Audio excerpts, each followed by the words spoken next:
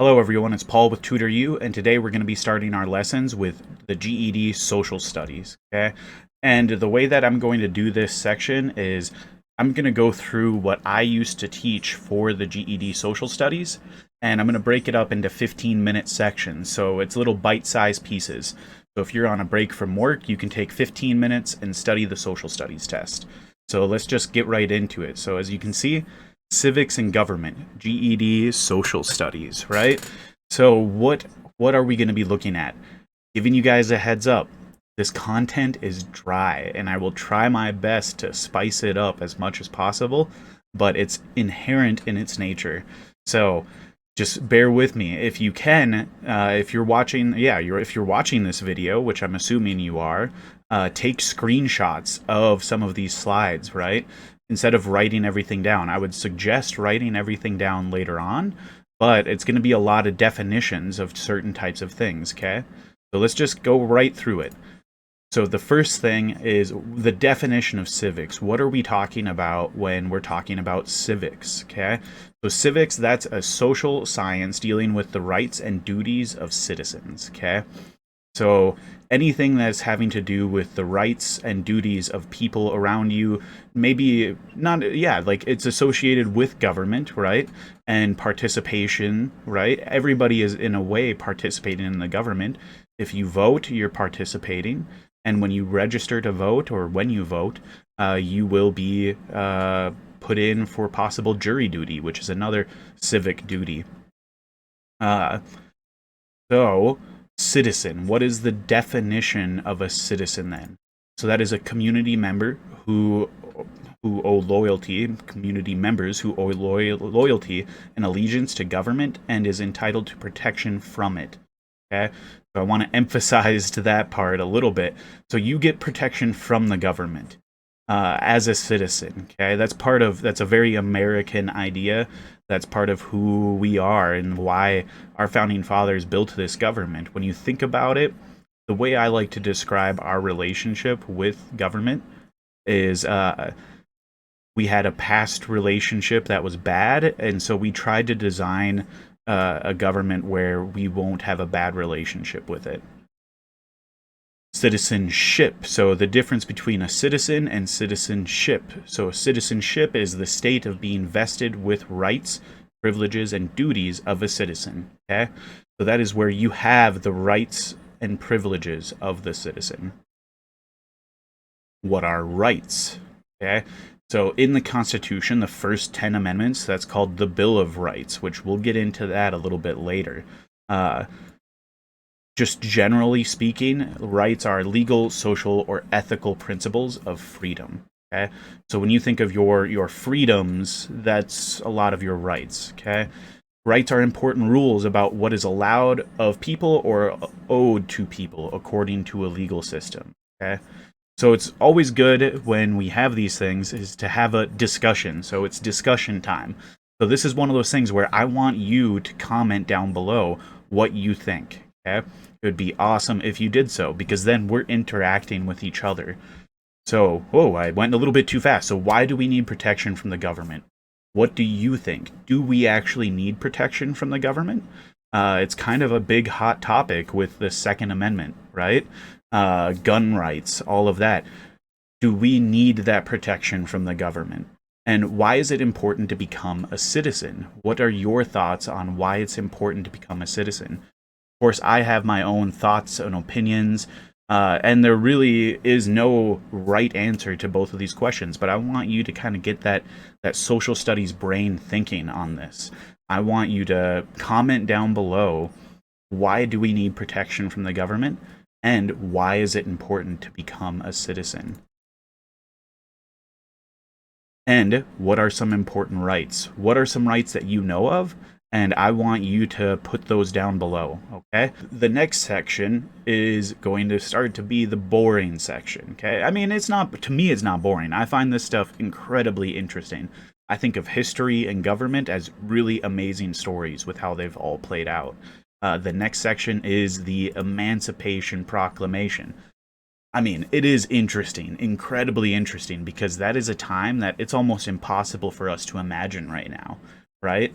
And what we're going to do, and you'll see this on the GED, you'll see where you will be given maybe portions of the Emancipation Proclamation, and you're going to be asked questions about it. So I'm going to go through this. Emancipation Proclamation, analysis of Section 1.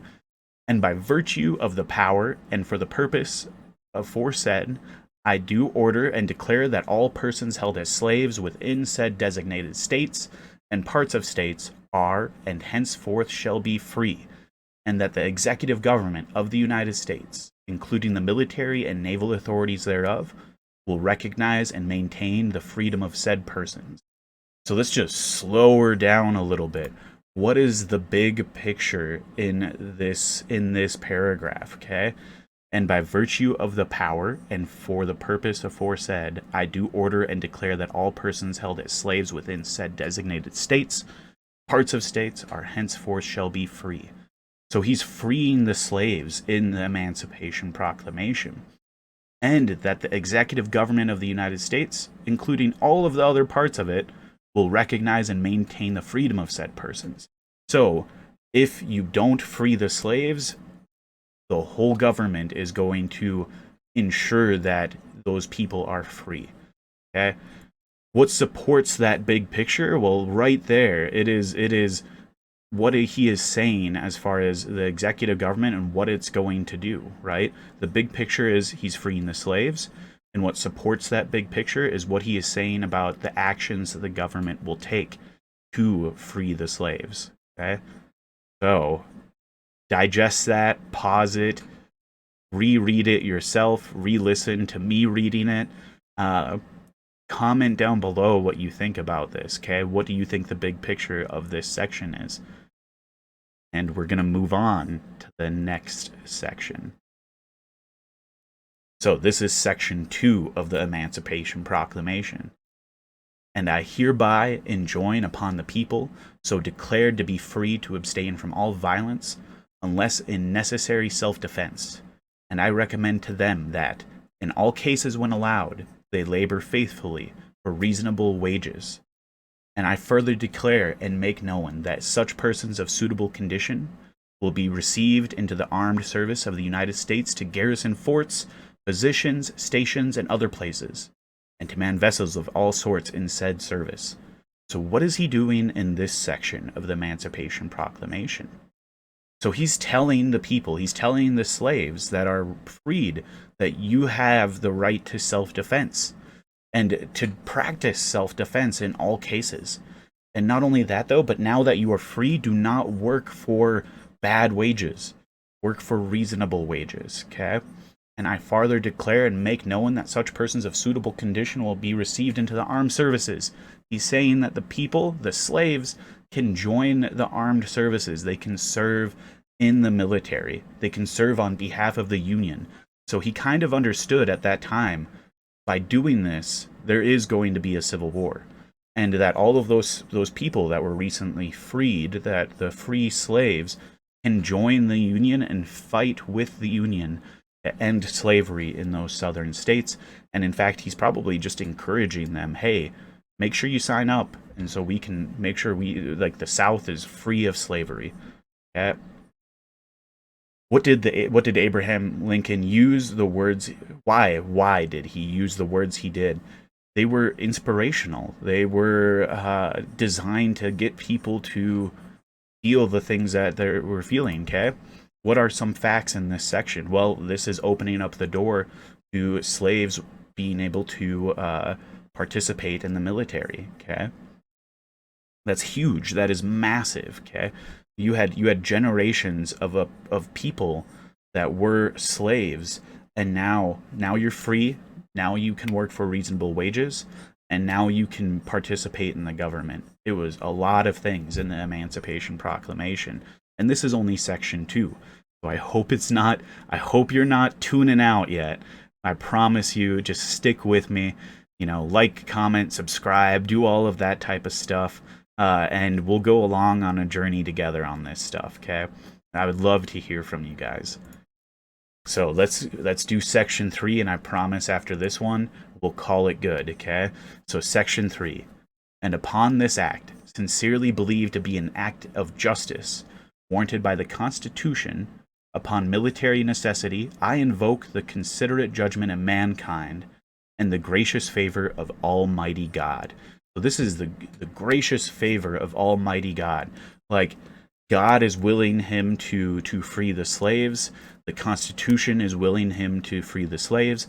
This is supporting all of the things that he had said prior to this, right? We are going to treat these people as equals, and God is telling us, and the Constitution is telling us, mankind, the considerate judgment of mankind. If you're a considerate human being, you should be for freeing the slaves. So all of these parts are supporting the prior two sections.